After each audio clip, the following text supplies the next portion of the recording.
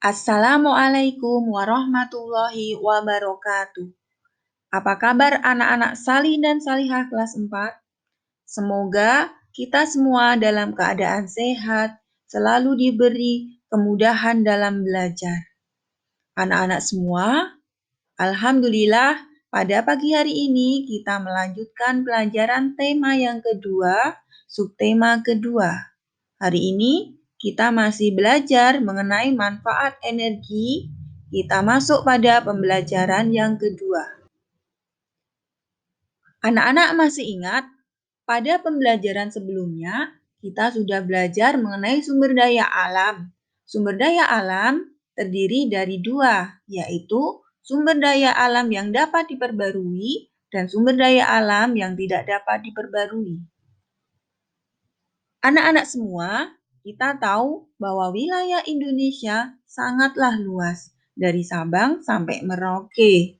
Nah, wilayah Indonesia yang luas tersebut memiliki kekayaan sumber daya alam yang beraneka ragam. Kekayaan sumber daya alam Indonesia merupakan modal bagi pembangunan Indonesia. Salah satu sumber daya alam yang dimiliki Indonesia yang berasal dari bahan tambang adalah batu bara. Batu bara terbentuk dari endapan sisa-sisa tumbuhan purba yang tertimbun di tanah selama jutaan tahun. Batu bara termasuk sumber daya alam yang tidak dapat diperbarui. Artinya, jumlahnya terbatas dan tidak disediakan oleh alam.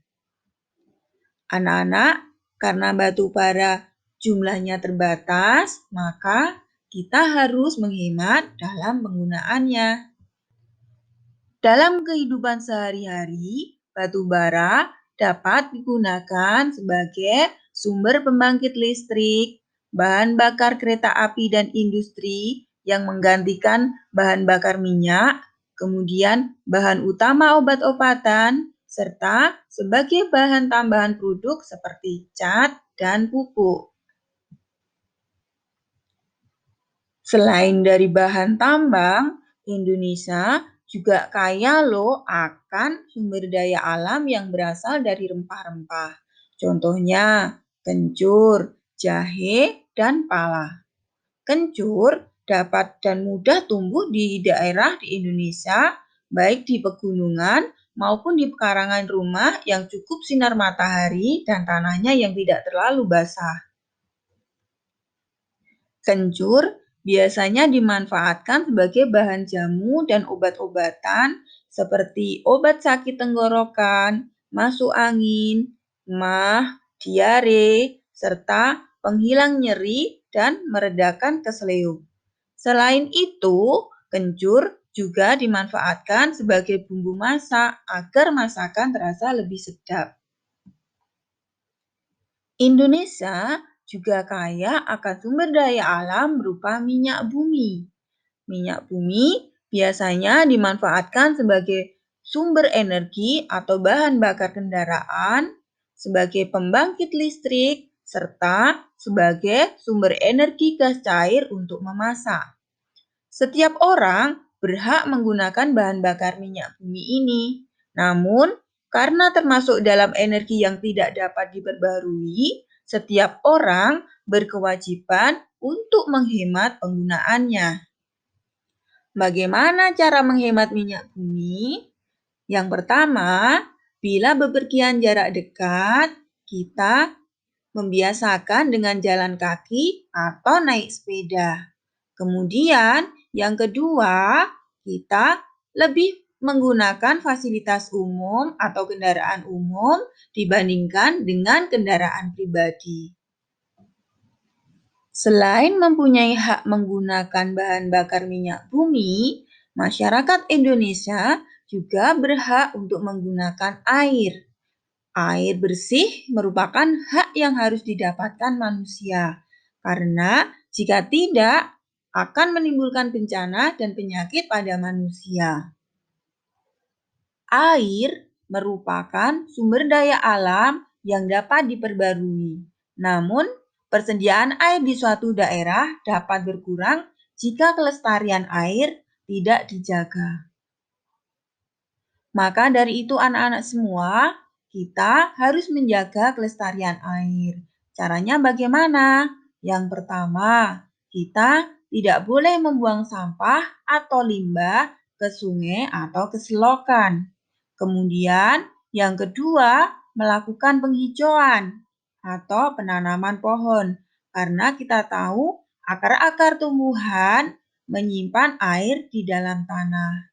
Kemudian cara yang ketiga adalah menghemat penggunaan air dalam kehidupan sehari-hari. Bagaimana cara kita menghemat air dalam kehidupan sehari-hari di rumah? Yang pertama, kita harus terbiasa memeriksa keran dan sambungan pipa secara berkala. Jika terjadi kebocoran, segera diperbaiki agar tidak terjadi pemborosan air. Yang kedua, matikan keran setelah selesai memakai.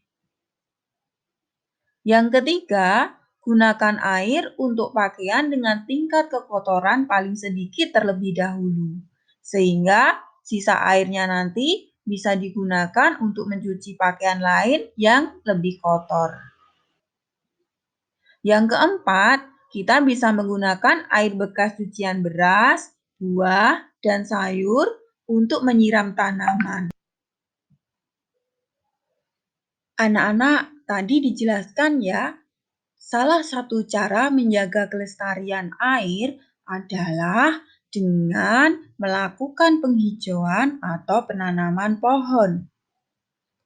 Karena dengan menanam pohon, akar-akar pohon akan dapat menahan air hujan untuk tetap berada di dalam tanah. Anak-anak tahu kan ya, selain untuk menahan air, tumbuhan sangat berguna bagi manusia, seperti untuk membuat perlengkapan rumah tangga seperti meja, kain, maupun perlengkapan rumah tangga yang lainnya. Tahu nggak, ternyata tumbuhan atau pohon juga sangat berguna dalam proses pembuatan kertas. Ternyata bahan baku utama dari pembuatan kertas adalah dari pohon papirus, mulberry, pinus, dan bambu. Dalam membuat kertas, dibutuhkan sumber daya air juga loh, serta energi dari listrik atau bahan bakar minyak. Ternyata untuk membuat kertas diperlukan sumber daya yang banyak ya. Jadi bisa dibayangkan ketika kita melakukan pemborosan dalam penggunaan kertas, berarti semakin banyak pohon yang ditebang untuk membuat kertas ini. Bisa dibayangkan kan ketika banyak tumbuhan yang ditebang, maka akan terjadi bencana bagi manusia seperti tanah longsor dan kebakaran hutan. Nah, anak-anak, maka kita harus menjaga keseimbangan hak dan kewajiban dengan menggunakan kertas secara bijak dan hemat. Anak-anak, cukup sekian yang Ustazah sampaikan pada hari ini. Semoga yang kita pelajari bermanfaat dalam kehidupan kita.